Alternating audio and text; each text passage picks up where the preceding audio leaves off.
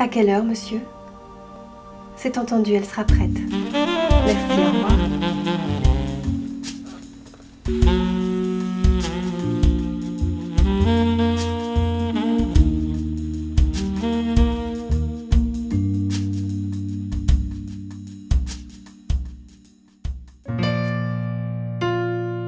Bonjour, monsieur. Bonjour, madame. Tout s'est bien passé? Parfait, je vous remercie. Au plaisir de vous revoir chez Marie Location. Merci, à bientôt. Au revoir. Au revoir. Marie Location, un service du garage Peugeot au rond-point du Bouling. Et maintenant, nous retrouvons en duplex du Canteloup Marion Canevet. Marion, est-ce que tu m'entends? Oui, je t'entends, Marion. Alors, je crois qu'aujourd'hui, tu nous proposes un cours de cuisine un petit peu particulier. Mais plus qu'un atelier cuisine, Marion, puisqu'il s'agit d'une cuisine de bon voisinage. Parce que nous nous trouvons en bas de la tour des Marronniers, qui est certainement le bâtiment le plus haut de tout Honfleur, devant le centre social Jeunes sans frontières, dirigé par Gary Blaifat et son équipe dynamique. Et nous allons voir ce qui se passe à l'intérieur. Une cuisine de bon voisinage, tiens, tiens. Tout à fait, Marion. Eh bien, Marion, on te suit. Est-ce que tu peux nous parler du centre social Jeunes sans frontières? C'est un centre social associatif. Donc le projet global, c'est l'accompagnement en fait, des familles et l'animation sociale autour de cet accompagnement-là. L'idée, c'est justement d'avoir des gens de différents horizons, pas forcément des gens en difficulté. On a des gens aussi qui sont parfaitement intégrés et puis faire prendre la mayonnaise et aider les gens en fait, à tous s'élever vers le haut. En fait, le centre social est composé en deux secteurs. Donc un secteur jeune et un secteur adulte et famille. Donc sur le secteur jeune, on compte à peu près 50-54 jeunes. Et sur les adultes, on a une vingtaine d'adultes en fait, inscrits. Et on a une vingtaine de familles aussi, en fait, de Honfleur ou bien du quartier. Bon, les petites dames, vous avez des tabliers? Donc en route. Je vous croyez que c'est moi qui vais tout faire, vous rigolez ou quoi? Et sur le secteur jeune, donc là on est sur un dispositif qui s'appelle Ambition et Suite Éducative. C'est 50 jeunes en fait, qu'on accompagne toute l'année, qu'on accueille tous les jours. C'est les accompagner dans leur scolarité. Donc pour ça on est en lien avec les collèges locaux, donc les chefs d'établissement locaux. Actuellement on monte un comité de parents pour essayer de mobiliser les parents pour qu'ils s'informent au niveau du système éducatif, au niveau de la relation parent-enfant, essayer d'avoir des intervenants professionnels pour venir nous aider en fait, dans notre travail au quotidien avec les jeunes. Comme on évacue tout le jus, on garde juste la partie marinade, on garde tout ce qui est à l'intérieur, qu'on va passer au mixeur après, et c'est là qu'on va commencer à faire le pâté. En fin de compte, l'accompagnement scolaire, on fait sur deux structures. Donc nous avons ici les 5e, 4e et 3e dans cette structure. Et Ici, dans la tour des Marronniers. À la tour des Marronniers. Ouais. Et on accueille aussi les jeunes à partir du CM1. Donc CM1, CM2, 6e en Drakkar. Drakkar, c'est l'immeuble tout en haut du Canteloup. Voilà, tout à fait, c'est au rez-de-chaussée du bâtiment. Les jeunes viennent à partir de 16h30. Donc ils ne viennent pas tous en même temps, c'est échelonné. Donc il y a des jeunes qui peuvent venir à 16h30, à 17h. Donc dès qu'ils viennent, ils s'installent par table, par niveau. Donc ils font leur devoir dans un premier temps. Donc après, les jeunes ont la possibilité soit de rentrer chez eux une fois qu'ils ont fini leur devoir, ou alors faire des révisions et travailler sur des lacunes qu'ils ont pu accumuler les années précédentes. D'accord. Il y en a beaucoup qui restent justement après leur devoir? Oui, on a de tout. Il y en a qui restent une demi-heure, une heure, il y en a qui restent carrément toute la séance. Après, il y a des jeunes qui viennent d'eux-mêmes et il y a des jeunes aussi, c'est les parents qui les poussent à venir à l'accompagnement scolaire.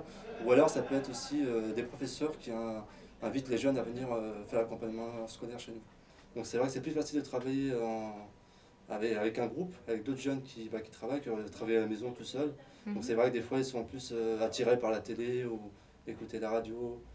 On est là pour essayer de les valoriser, leur donner envie d'aimer l'école. C'est une relation tripartite entre nous, les accompagnateurs scolaires, les parents et les professeurs. Donc aujourd'hui, on fait partie du conseil d'administration des écoles.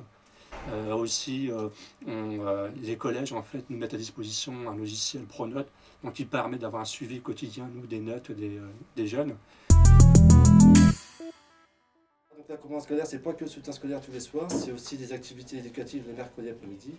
Donc il y a un atelier aquarophilie, donc tout ce qui est étude des poissons. On a de la cuisine aussi. Parce qu'en fin de compte, on s'aperçoit souvent, les jeunes nous disent à quoi ça sert d'apprendre des choses.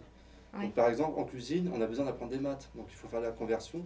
Donc c'est vraiment mettre en pratique ce qu'ils apprennent à l'école.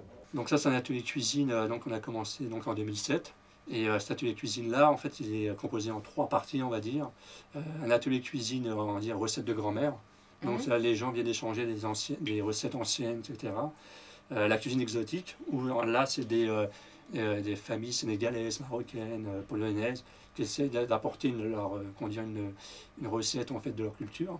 Et donc là, depuis 2 mois, on travaille avec des restaurateurs honfleurais, donc l'Assiette des Mondes et le Sakwana, qui viennent en fait proposer en fait un plat professionnel. Tout à l'heure, là, en fait, tu viens cuisiner parfois aussi. Oui, je fais la recette africaine, notamment la recette malienne, sénégalaise, donc, puisque je suis originaire du Mali. D'accord. J'essaie d'apporter ma culture à la culture des Honfleuraises. Il n'y a pas d'hommes qui viennent ici. Il y a peu d'hommes qui viennent cuisiner. Je sais pas, c'est la culture honfleuraise. Les hommes ne font pas la cuisine, sûrement, je sais pas. L'idée sur le secteur adulte et famille, c'est de partir des attentes individuelles pour créer du collectif et créer de la solidarité. C'est souvent des gens aussi qui restent isolés en fait chez eux. Donc ça leur a permis en fait de créer un réseau social et à partir de là, ils sont plus à même après de repartir sur des actions individuelles qui leur sont propres, quoi. Ouais. Ça fait temps.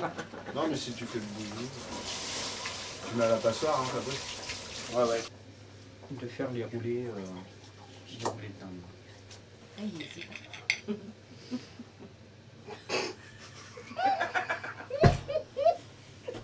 C'est super bon. Fabrice, vraiment, Je pose doucement. chapeau bas. C'est super bon. C'est quel goût? C'est un goût, c'est... Pardon. Oui, c'est sucré-salé, un peu caramélisé aussi. Ouais, on ressent le caramel. T'as pas mal de trucs derrière. Ah ouais, non, c'est bien, c'est fin. Nos actions s'adressent en fait à toutes les familles et les adultes en fait de la communauté de communes de Honfleur. C'est un sens social ouvert à tous, quoi. C'est surtout ça. Et c'est pas parce qu'on est dans le quartier du Canteloup qu'on est, notre activité est liée aux habitants du Canteloup.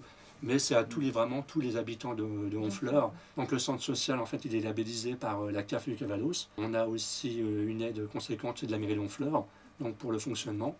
On a des aides aussi du conseil régional et du conseil général.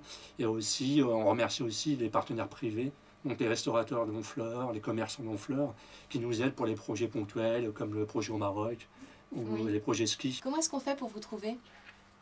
Donc on est situé en fait au quartier du Canteloup, donc au rez-de-chaussée en fait de la Tour des Marronniers. Pour nous contacter, c'est le 02 31 89 53 25. Et aussi on a un blog sur internet http://centresocialJSF.canalblog.com.